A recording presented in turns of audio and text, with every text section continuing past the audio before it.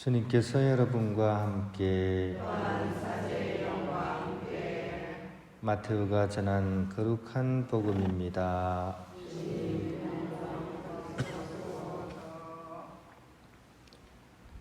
그때 예수님께서 길을 가시다가 마테오라는 사람이 세관에 앉아 있는 것을 보시고 말씀하셨다. 나를 따르라. 그러자 마테오는 일어나 그분을 따랐다. 예수님께서 집에서 식탁에 앉게 되셨는데 마침 많은 세리와 죄인도 와서 예수님과 그분의 제자들과 자리를 함께 하였다. 그것을 본 바리사이들이 그분의 제자들에게 말하였다. 당신네 스승은 어째서 세리와 죄인들과 함께 음식을 먹는 것이요? 예수님께서 이 말을 들으시고 그들에게 말씀하셨다. 튼튼한 이들에게는 의사가 필요하지 않으나 병든 이들에게는 필요하다. 너희는 가서 내가 바라는 것은 희생 제물이 아니라 자비다 하신 말씀이 무슨 뜻인지 배워라. 사실 나는 의인이 아니라 죄인을 부르러 왔다. 주님의 말씀입니다. 하나님입니다. 오늘 마테오 복음사가 주기를 보내고 있습니다. 오늘 복음서에는 이 마테오 복음사가와 관련된 그런 이야기가 실려 있습니다. 어떻게 보면 당연하게 여길 수 있는 그런 내용들이지만 또한 또 한편으로는 당연한 사건은 사실은 아니라고 할 수가 있습니다. 이 오늘 복음에 등장하는 바리사이나 율법학자들 입장에서 보면 오늘 이 복음서의 내용은 참 큰 스캔들이기 때문입니다.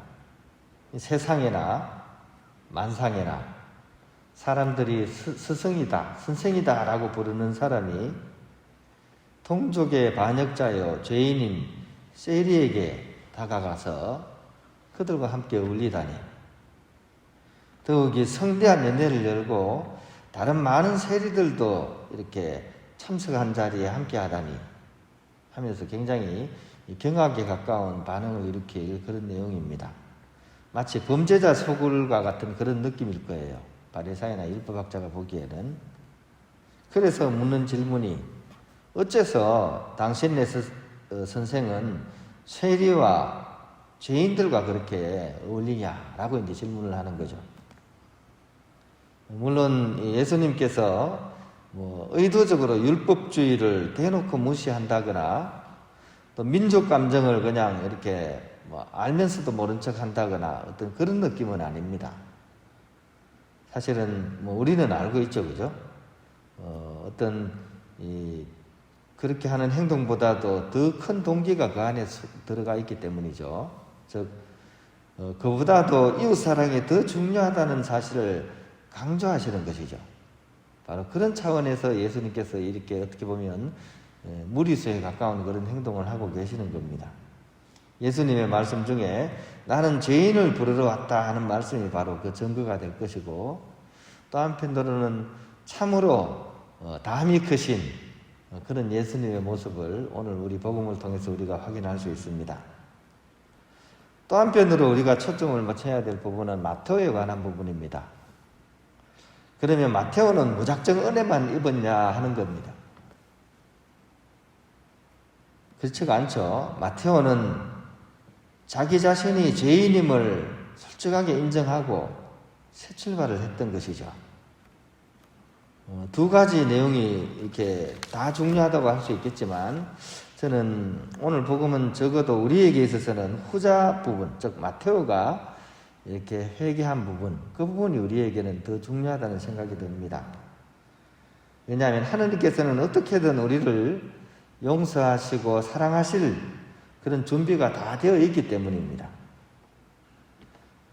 예전에 제가 사명일을 이렇게 할 때, 이제 직책들이 있는데 평의원 중에 한 분이 격리를 맡은 분이 문제를 일으킨 적이 있었습니다. 이제 사매도 운영되기 위해서는 공금이란 게 있는데 이 공금을 좀 개인적으로 이렇게 사용하다가 이제 드러난 경우였습니다. 근데 그 액수가 그렇게 적지도 않았고 또 그것이 굉장히 습관적으로 그게 이루어졌었어요. 그래서 막 이분이 이제 공금을 가지고 국제전화도 하고 책도 사고 택시비도 하고 본인이 드시고 싶은 차도 막 이렇게 구입하고 약품도 사고 막 그랬던 일이 있었습니다. 이게 드러났는데 더 큰 문제는 그분의 반응이었습니다. 내가 뭐 그렇게 잘못했냐 이런 반응이었어요. 내가 뭐 그렇게까지 잘못했냐 이런 문제가 오늘 복음의 마테오처럼 그죠? 그렇게 마테오가 이렇게 회개하고 다시 잘 수습돼서 일이 잘 풀려갔으면 참 좋았는데 안타깝게도 이제 그런 경우에는 이제 결국 그 격리를 맡은 그 이제 분이 이제 사임을 하는 것으로서 이제 매듭이 지어졌습니다. 두 가지가 다 중요한데 특히 우리 편에서의 그런 회개라 그럴까 이런 것이 참으로 이렇게 중요하다는 생각이 듭니다. 마중물이라고 들어봤을 거예요, 그죠? 옛날에 다 펌프 가지고 그죠? 지하수 풀려서 살 때 그때 이제 바로 물이 안 올라오죠, 그죠? 이렇게 양수기 있잖아요, 양수기 그죠? 펌프 하는데 거기에 물을 채워야지, 그죠? 양수기도 마찬가지고 이거 펌프도 마찬가지고 물을 채워야지 이게 연결고리가 돼서 밑에 있는 지하수가 끌어올려 오게 되죠, 그죠? 그 한 바가지 물 이것이 없으면 결코 땅속 깊은 곳에 그 맑은 지하수를 끌어올릴 수 없다는 사실을 우리가 기억했으면 좋겠습니다.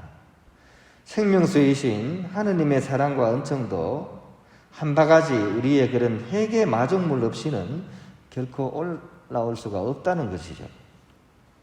그래서 우리는 복음 속에 그런 마태의 태도를 좀 유심히 바라볼 수 있어야 됩니다. 그리고 그의 그런 모범을 본받아서 우리 또한 참된 회개로서 우리 모두 주님을 마중 나가는 그런 신앙생활을 살아갔으면 좋겠습니다. 그런 측면에서 오늘 우리가 함께 드려야 될 기도는 다른 어떤 것이 아니라 주님, 제가 잘못한 것이 많습니다. 하지만 도와주십시오. 그러면 제 영혼이 다시 생기를 얻으리다 하는 그런 기도가 될 것입니다.